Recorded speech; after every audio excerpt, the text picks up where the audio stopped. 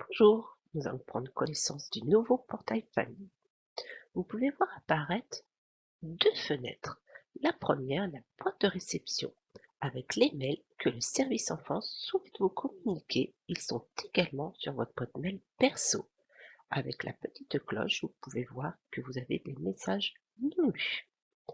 La deuxième fenêtre seront les démarches à effectuer, avec les conditions générales, la mise à jour de votre foyer qui est très importante.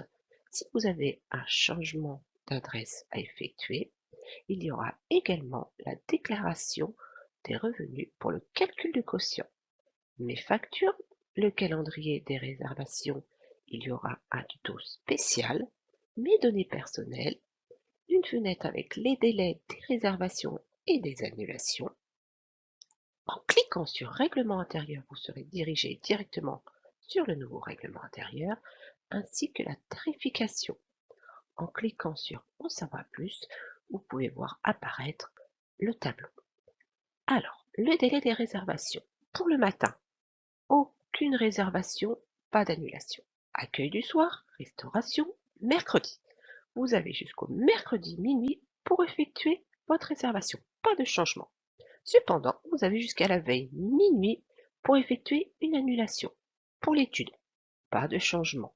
Mercredi minuit pour effectuer une réservation, mercredi minuit pour effectuer une annulation. Les petites vacances, 15 jours avant le premier jour de vacances. Cependant, vous avez jusqu'à la veille minuit du premier jour des vacances pour faire une annulation. Pour les grandes vacances, il y aura les détails des dates.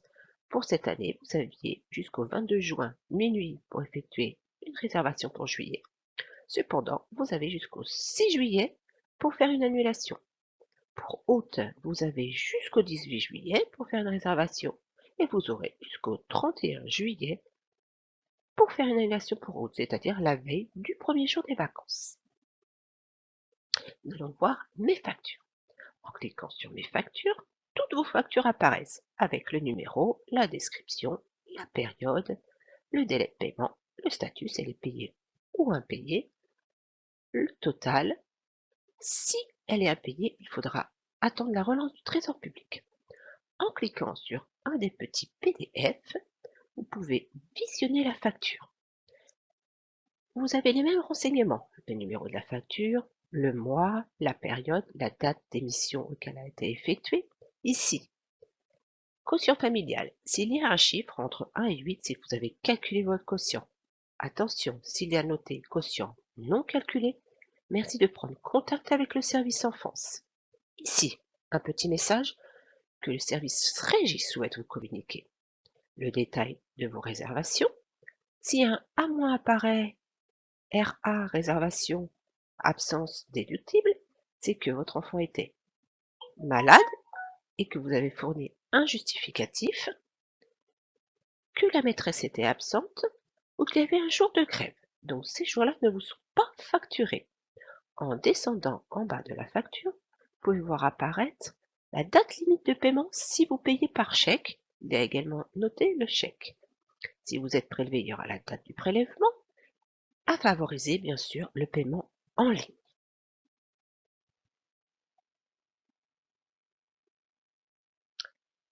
Donc le calendrier de réservation, il y aura un tuto spécial, mes données personnelles.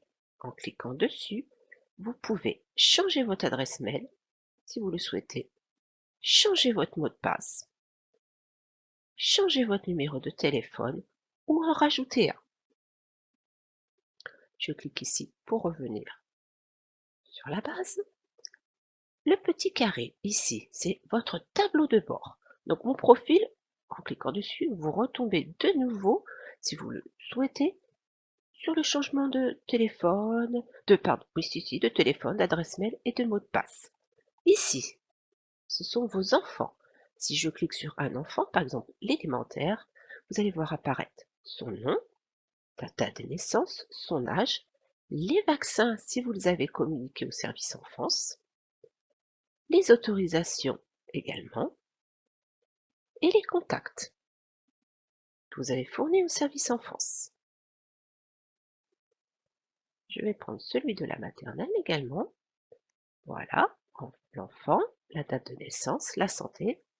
Attention, si votre enfant a une allergie, merci de contacter le service enfance. S'il a de l'asthme également, attention, hein. Merci de revenir le plus rapidement possible vers le service enfance. Vous avez également votre carte caution. Celle-ci est demandée pour divers organismes. En cliquant dessus, vous pouvez la faire imprimer ou venir vers le service enfance. Nous vous l'imprimons. Ici, il y a le quotient familial. Attention, il est différent de celui de la CAF. Votre quotient, ici le 5, celui-ci est valable jusqu'au 31 mai. 1er mai, c'est-à-dire que l'usager est venu le calculer en date du 1er mai et il est valable jusqu'au 31 mai 2021.